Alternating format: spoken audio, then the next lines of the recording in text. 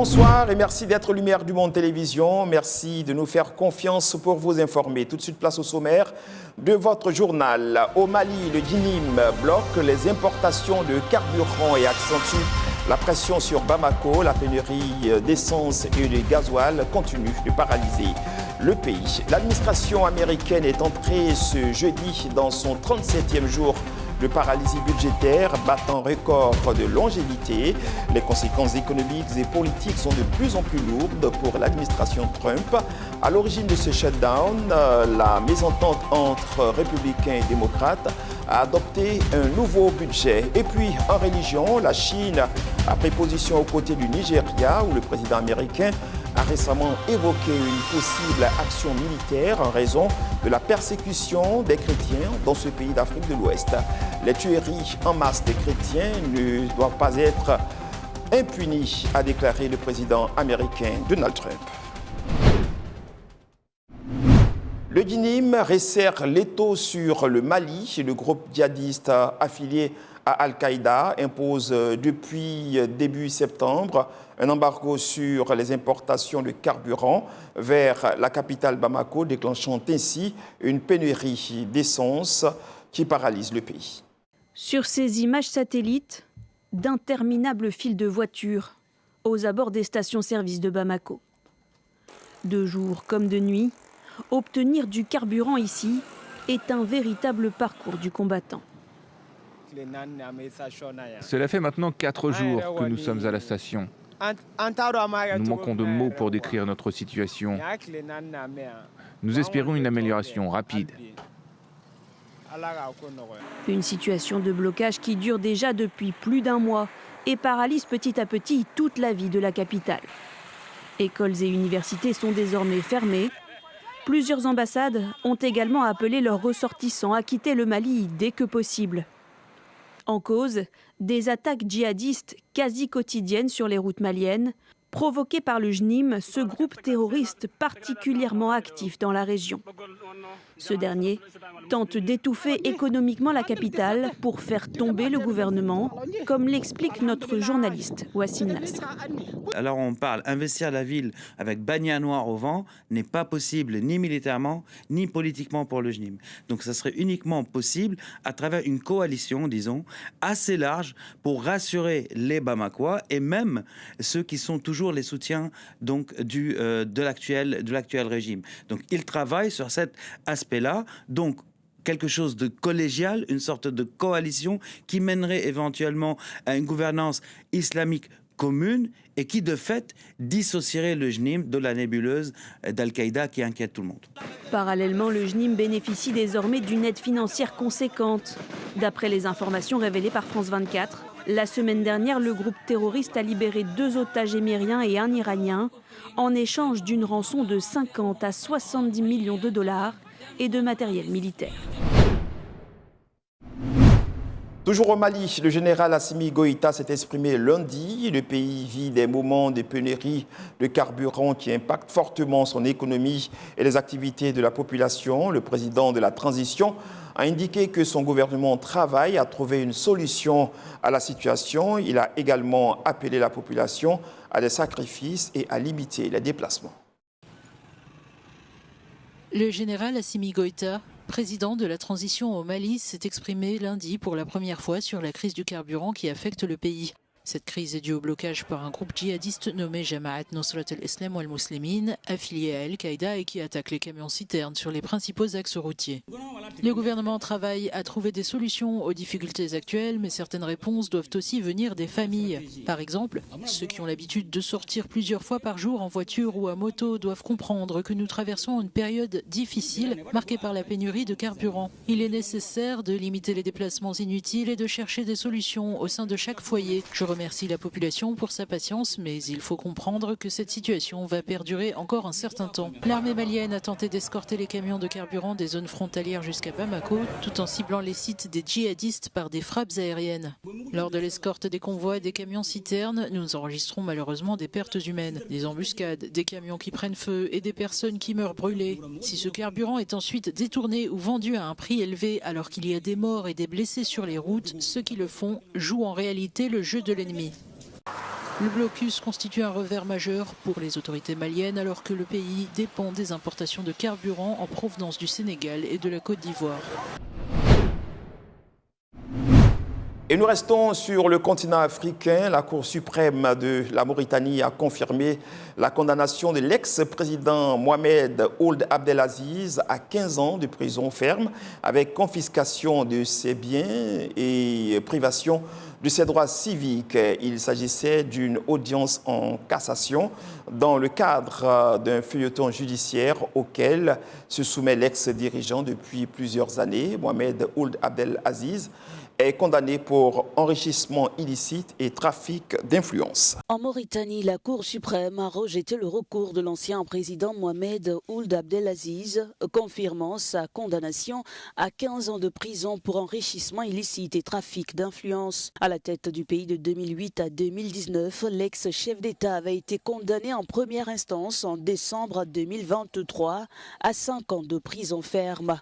En mai dernier, la Cour d'appel avait aggravé sa peine à 15 ans, estimant qu'il avait profité de ses fonctions pour s'enrichir. Ce verdict met un terme à un long bras de fer judiciaire et consacre la chute politique de celui qui dirigeait la Mauritanie pendant plus d'une décennie. Cette descente aux enfers survient sous la présidence de Mohamed Ould Cheikh El Ghazouani, son successeur et ancien compagnon d'armes, autrefois son fidèle chef d'état-major puis ministre de la Défense.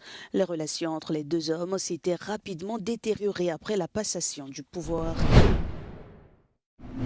Selon les Nations Unies, le Soudan du Sud fait face à une grave crise alimentaire et nutritionnelle qui risque de s'aggraver davantage si les mesures humanitaires urgentes ne sont pas prises. L'insécurité alimentaire est généralisée et s'aggrave dans certaines régions du pays. Plus de 28 000 personnes, selon un rapport onusien, sont confrontées à une famine catastrophique au Soudan. Au Soudan du Sud, la faim et la malnutrition s'aggravent alors que les conflits et les restrictions d'accès persistent. Les Nations Unies avertissent que le pays continue de faire face à une grave crise alimentaire et nutritionnelle qui risque d'empirer si des mesures humanitaires urgentes ne sont pas prises. Le dernier rapport de la classification intégrée de la sécurité alimentaire prévoit que plus de la moitié de la population, soit environ 7,56 millions de personnes, sera confrontée à une crise alimentaire ou à une situation encore plus grave pendant la saison de soudure d'avril à juillet 2026. L'IPC estime qu'en outre, plus de 2 millions d'enfants devraient souffrir de malnutrition aiguë pendant cette période, tout en soulignant la nécessité cruciale d'un accès humanitaire sans entrave au Soudan du Sud. Les agences humanitaires appellent d'urgence à l'action, avertissant que la fenêtre d'opportunité se referme rapidement.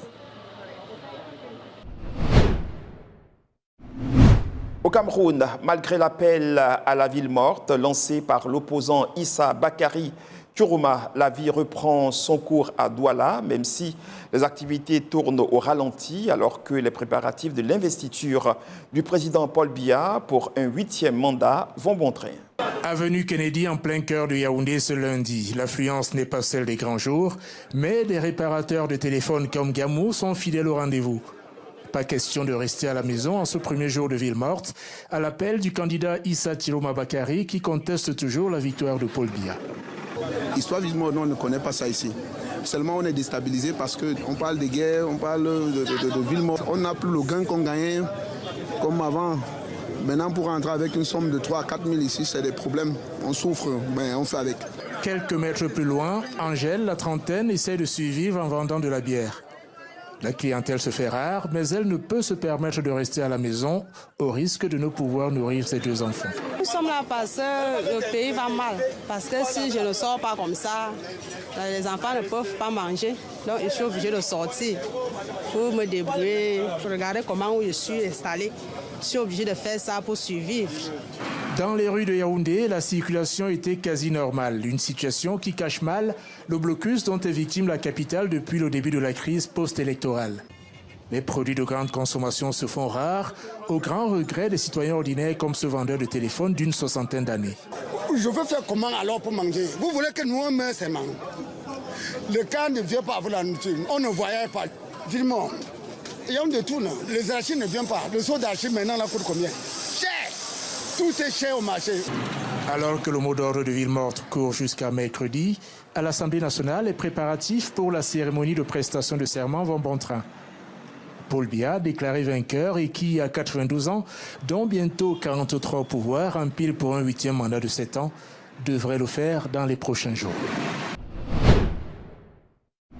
Au Gabon, après les législatives, le président Brice Clotaire Oligui Nguema ordonne à tous ses ministres élus députés lors des dernières législatives de démissionner avant le 17 novembre, date de l'installation du nouveau Parlement. Cette exigence du président répond à l'article 73 de la Constitution du pays qui interdit de cumuler fonctions ministérielles et mandats parlementaires. C'est désormais officiel, la transition politique au Gabon prendra fin le 30 décembre 2025. C'est ce qu'a annoncé ce lundi 3 novembre 2025 François Ndongo-Bian, le ministre des Relations avec les institutions, lors d'un point de presse animé à Libreville. Selon le membre du gouvernement, ce réaménagement du calendrier institutionnel vise à clarifier les échéances démocratiques fixées par la nouvelle constitution et le code électoral. Objectif, garantir une fin de transition ordonnée sans rupture institutionnelle. Concrètement, le nouveau calendrier fixe plusieurs étapes majeures. Les 8 et 25 novembre, élection des sénateurs. 11 novembre, élection des maires et leurs adjoints pour les communes sans arrondissement, ainsi que les présidents des conseils départementaux et leurs adjoints. 16 novembre, élection des maires et leurs adjoints pour les communes disposant d'arrondissement. 17 novembre, mise en place du bureau de l'Assemblée nationale. 23 novembre, élection des maires d'arrondissement et leurs adjoints. Du 13 au 16 décembre, mise en place du collège des conseillers du Conseil économique, social, environnemental et culturel. 19 décembre, mise en place du bureau du Conseil économique, social, environnemental et culturel. 22 décembre, session extraordinaire du Conseil supérieur de la magistrature. 24 décembre, mise en place du bureau du Sénat. 26 décembre, mise en place et élection du président de la Cour constitutionnelle. 30 décembre, prestation des serments des membres de la Cour constitutionnelle. Autre point essentiel et non des moindres, les membres du gouvernement vainqueur aux législatives sont invités à rendre leur tablier conformément aux dispositions de la Constitution. Conformément à l'article 73 de la Constitution gabonaise, les fonctions de membres du gouvernement sont incompatibles avec l'exercice des mandats parlementaires. Les ministres concernés doivent, à partir de la publication officielle, déposer leur démission auprès du président de la République, chef de l'État, chef du gouvernement, et ce avant l'installation du bureau du Parlement auquel ils sont membres. Cette annonce met un terme aux spéculations sur les modalités de fin de la transition. Elle marque la volonté du gouvernement de tenir parole conformément à l'engagement du président de la République Brice Clotaire Oligui Nguema. Reste désormais à savoir si ce chronogramme ambitieux sera respecté. Un test crucial pour la crédibilité du pouvoir de transition et l'avenir politique.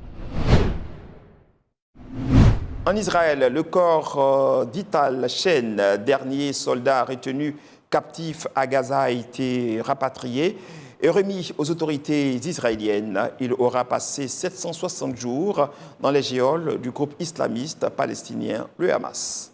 Itai Chen est tombé au combat le 7 octobre. Il avait 19 ans. Après 760 jours aux mains des terroristes de Gaza, il est enfin rentré en Israël. Batan Langrest, qui avait combattu avec lui dans le même tank lors de la bataille de Nahal Oz, lui a rendu hommage sur Instagram. L'organisation terroriste du Hamas affirme que le corps d'Itai Chen a été retrouvé au nord de Gaza City dans le quartier de Tchedjaya mardi après-midi. La dépouille d'Itai Chen a été ensuite remise à la Croix-Rouge dans la soirée, qui l'a ensuite conduit à un point de rendez-vous avec Tsahal. Une brève cérémonie autour du cercueil du sergent Itai Chen a eu lieu avant de quitter la bande de Gaza. Le corps a ensuite été transporté à l'Institut médico-légal à Tel Aviv. Itai Chen était le deuxième fils d'une fratrie de 3 garçons. Itai a grandi à Netanya, c'était un élève aux résultats scolaires excellents et aussi un athlète prometteur. Il adorait jouer au basket, faire de l'escalade et voyager en Israël. Avant de rejoindre Tsahal, il avait travaillé pendant l'été comme moniteur dans une colonie de vacances. La famille d'Itai, qui était citoyen américain, a été très impliquée dans le combat des familles d'otages. Elle avait décidé de ne pas observer le deuil traditionnel de 7 jours tant qu'il ne serait pas rentré en Israël et inhumé. L'année dernière, Steve Witkoff, l'émissaire du président américain Donald Trump, s'est entretenu avec la famille d'Itai Chen.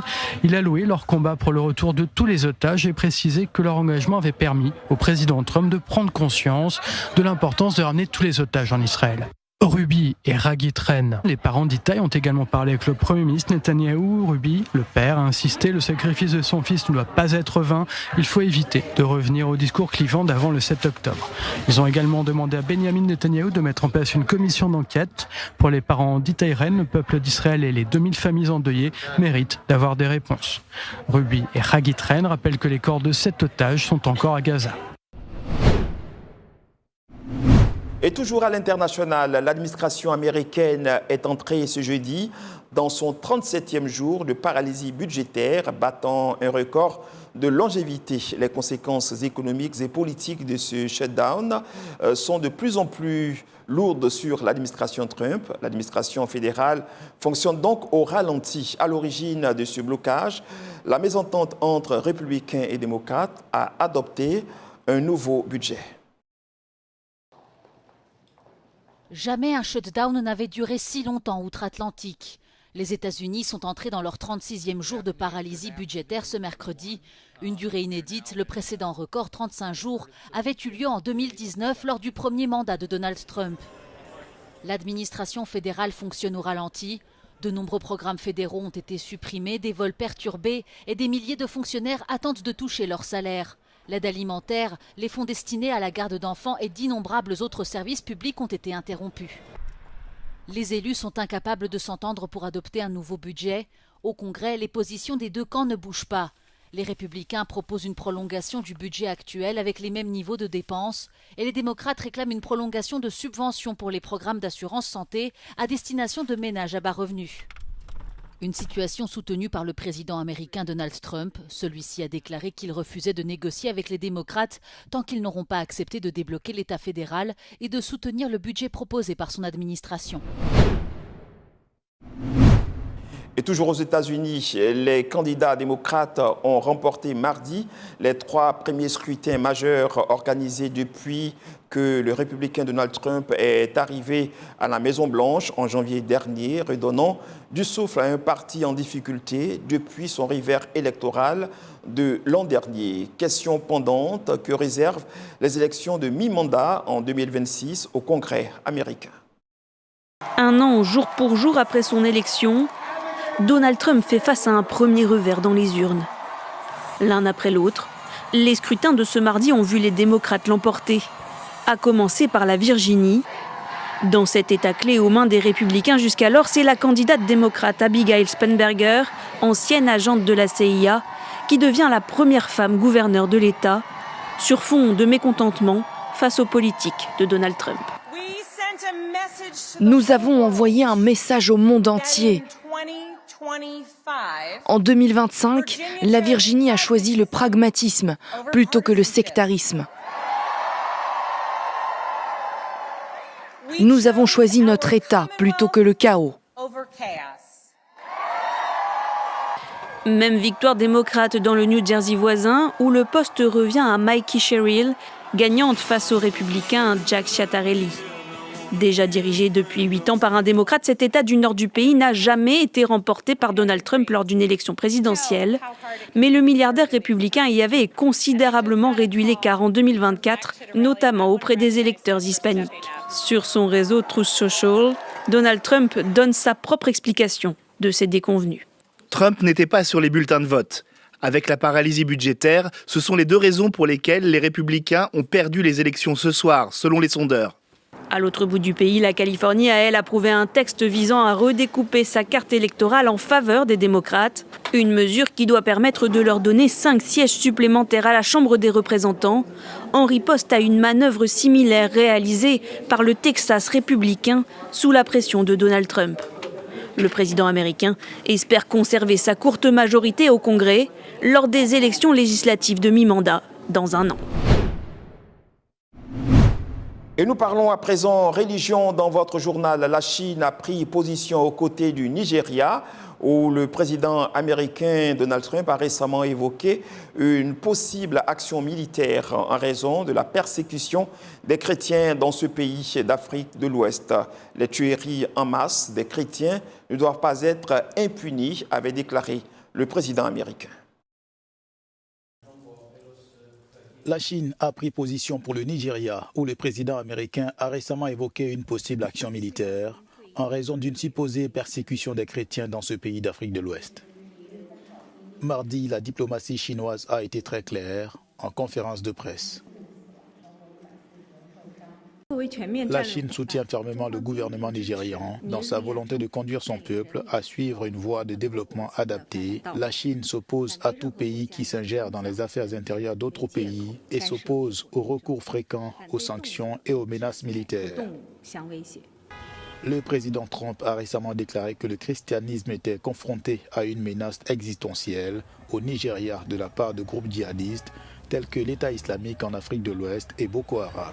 Cependant, Amnesty International estime que les attaques dans le nord du pays ne sont pas motivées par des raisons religieuses et que les musulmans étaient également pris pour cible. C'est ici que s'achève ce temps d'information sur Lumière du Monde Télévision. Nous espérons que vous avez pris du plaisir à le suivre autant que nous en avons eu à vous le préparer et surtout à vous le présenter. On se quitte avec ce verset biblique que je vous demande à méditer chez vous à la maison. Ésaïe 26, verset 4. « Confiez-vous en l'Éternel à perpétuité, car l'Éternel est le rocher des siècles. » Merci et bonsoir.